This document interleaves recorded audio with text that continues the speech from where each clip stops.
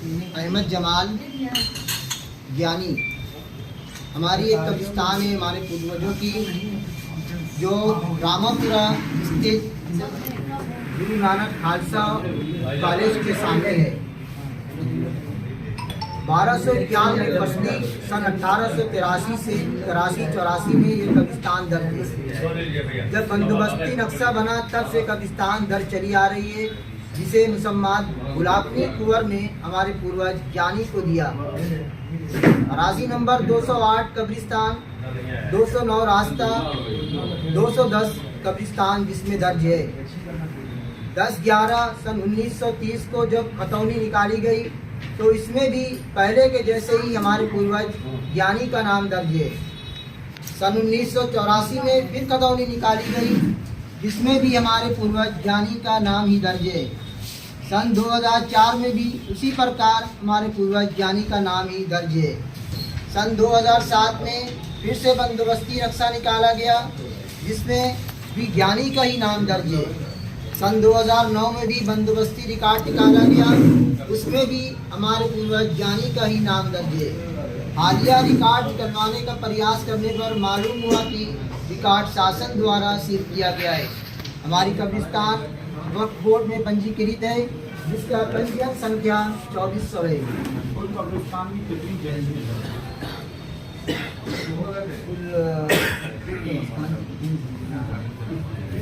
जमीन को अभी तो पूरा नापा नहीं गया है। जमीन देने भी उसका पहले से पोजीशन एरिया सब अनुमानित क्या होगा?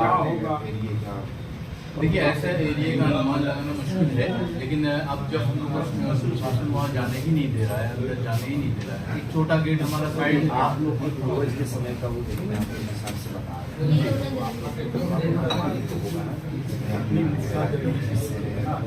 उसको अनुमानित होगा। नहीं, देखिए हमारे रिकॉर्ड में जो नंबर है 208, 209, 200 यही लिखा हुआ आ रहा है और यही हम लोग भी जानते हैं और हमेशा हम लोग ने यही देखा। हम लोग इसी रास्ते से आते जाते रहते हैं। किसी की पर्सनल जगह तो है नहीं, पूरे खानदान की जगह है, हजारों परिवारों से जुड़े हुए, इसलिए इतना कभी कोई वैसे करता भी नहीं है कि बहुत जो कमेटी है वही देख रेख करती है, तो इसके लिए कभी उसको नापा नहीं गया है और कब्रिस्तान वैसे भी नापी नहीं जाती। अब नापा जाएगा जब ये मैटर इतना आगे बढ़ा है तो उसको चेक कराया जाएगा। कागज को कुछ दर्ज होगा? कागज पे नक्शा पूरा 208 पूरा कब्रिस्तान ही दर्ज है। 208 कब्रिस्तान, 209 रास्ता दर्ज है, जबकि 210 फिर कब्रिस्तान पूरा दर्ज है। वो जमीन कितना कब्जा करा? 4 हिस्सा के करीब है। ये जो लोग हैं वो अभिषेक खन्ना, उनके पिता का नाम है गिरधर गोपाल खन्ना। किस दर्ज का वो कब्जा है? बस हमें वो कोई भी दस्तावेज नहीं दिखा रहे, जबकि हम लोग मांग रहे हैं आप किससे खरीदे हैं, क्या किया है, कैसे आए हैं, तो वो कोई दस्तावेज हमें नहीं दिखा रहे। हाँ, शासन के मजिस्ट्रेट के पास में गया, उन्होंने सिर्फ आश्वासन दिया, ये हम लोगों ने पहले ही दे दिया, ये देखिए है ऐसा, उन्होंने आश्वासन दिया कि उसकी जांच हो रही होगी, लेकिन अभी तक कोई भी कार्रवाई नहीं की गई है। हाँ, मुर्दे दफन किए जाते हैं और काफ़ी कब्रें अभी भी मौजूद हैं। जो 4 हिस्से उसी में सबसे की बात आता है, जो खन्ना जी की आज नाम है, तो क्या उस 4 हिस्से के अंतर्गत मुर्दा दफन? हाँ, पहले से है मुर्दा दफन हुआ।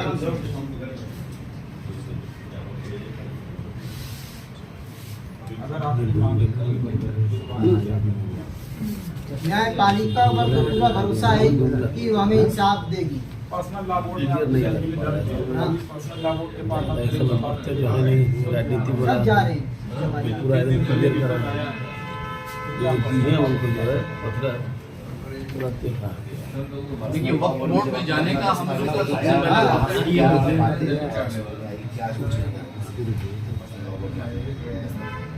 पर्सनल लॉ पर्सनल लॉ वक्फ बोर्ड में हम लोग जाएंगे, बिल्कुल जाएंगे, लेकिन वक्फ बोर्ड ये पूछता है कि आपने वहाँ पे क्या किया। वक्फ बोर्ड का मालिक जो है डीएम होता है एरिया के हिसाब से। अभी डीएम को पूरा पावर था, हमने डीएम को एप्लीकेशन दिया, अब डीएम ने जब नहीं सुनवाई करी तो हम लोग अब वक्फ बोर्ड में जाएंगे कि हम लोग वहाँ भी जवाब ये दे पाएंगे कि हम डीएम साहब के यहाँ गए थे। क्योंकि बोर्ड भी तो हमसे पूछेगा ना कि आपने वहाँ क्या किया। अकस्मात सारी चीजें सामने आई हैं।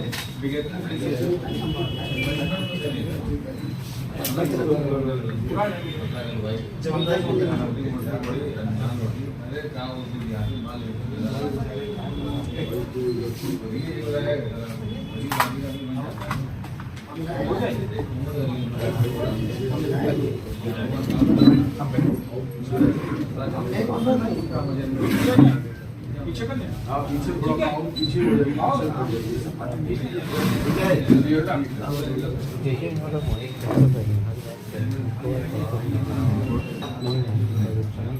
रघुवेंद्र जी किस तरह का क्या कुछ पता है? आज हम सब लोग जो पुरानी 300 वर्षों से चली आ रही एक व्यवस्था अब बोर्ड में भी संविधान के रूप में दर्ज है, और आप सब लोग जानते हैं कि संविधान की जो रजिस्ट्री होती है ना उसको दान, लेकिन एक झूठा प्रपत्र तैयार करके 2009 में 2002 का दिखाते हुए हाथ से लिखी खतौनी को दिखा करके हमारे इस अकलियत के परिवार को, जो वहाँ लोग वर्षों से अपना उपयोग करते आ रहे हैं, वहाँ पे एक कमर्शियल भूमि जो कि उसके नीचे लाशें दफन है, वो कब्रिस्तान का हिस्सा है, लेकिन प्रशासन अपना मनमानी रवैया अपनाते हुए अकलियत के लोगों को परेशान करने के नियम और सीधे सीधे एक भारतीय जनता पार्टी के इशारे पे एक खन्ना परिवार को किस आवंटन के माध्यम से, किस बैनामा या रजिस्ट्री के माध्यम से वहाँ पे कब्जा कराने का प्रयास किया जा रहा है।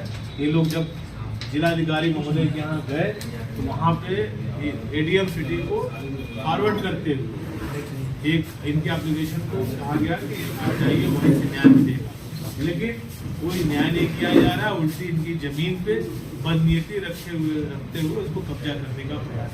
आप भारतीय जनता पार्टी के क्या खन्ना परिवार भारतीय जनता पार्टी में? निश्चित रूप से जिस हिसाब से प्रशासन इसमें तेजी तत्परता दिखा रहा है, उसके कहीं न कहीं एक बड़े षड्यंत्र की तरफ इशारा करता है, और मैं दावे से कह रहा हूँ कि इसके पीछे भारतीय जनता पार्टी के नेता, कार्यकर्ता और अधिकारी नहीं खड़ा है। आप जी भारतीय जनता पार्टी डीएम और एसडीएम का आपका इशारा हमारा दोनों, मैंने कहा सरकार चला रहे हैं, नेताओं के दबाव में अधिकारी काम कर रहे हैं और गलत कर रहे हैं। किसी एक परिवार का जिस परिवार का वहाँ पर 300 वर्षों से कब्जा हो, उसको वहाँ से बेदखल करने का षड्यंत्र कर रहे हैं, केवल इसलिए कर रहे हैं कि वो अकलियत के लोग हैं, अकलियत को कितना परेशान कर सकते हैं, माइनॉरिटी के लोगों को कितना परेशान कर सकते हैं, ये मैसेज देने के लिए अधिकारी अपने भारतीय जनता पार्टी के गाँव को खुश करने के लिए। वो लोग सिर्फ 4 हिस्सा ही की पहुँचा लग रहे हैं क्योंकि जान रहे हैं सारी चीजें एक षड्यंत्र बना के उसका कमर्शियल उपयोग करने के लिए। और मैं पूछना चाह रहा हूँ, दावे कर रहा हूँ कि आप उनसे बात करिए, वो लाए दिखाएं कि कैसे वो आए हैं, किस अधिकारी का प्रशासन वहाँ फोर्स लगाया हुआ है। ऐसे साधारण लोग तो दिन रात एप्लीकेशन लेके दौड़ते रह जाते हैं, कोई कार्रवाई नहीं होती है, तहसील थाना दौड़ते रह जाते हैं। प्रशासन क्यों इतनी सजगता दिखा रहा है बिना किसी नहीं, ये लोग क्यों बात, इन लोगों से कभी ताल्लुकात ही नहीं रहा है। ये खन्ना जी का नाम एक फर्जी खतौनी हाथ से लिखी हुई, वो भी खतौनी नहीं है, न वो कहीं दस्तावेज में दर्ज है, न कहीं रिकॉर्ड में दर्ज है, लेकिन एक फर्जी बना करके उसको इन लोग को प्रताड़ित करने का काम प्रशासन के सामने हो रहा है। ये काम तो अभी शुरू नहीं किया हुआ, काफी दिनों से शुरू हुआ नहीं, इधर इन लोगों को इधर 4-5 दिनों के अंदर से परेशान कर देंगे।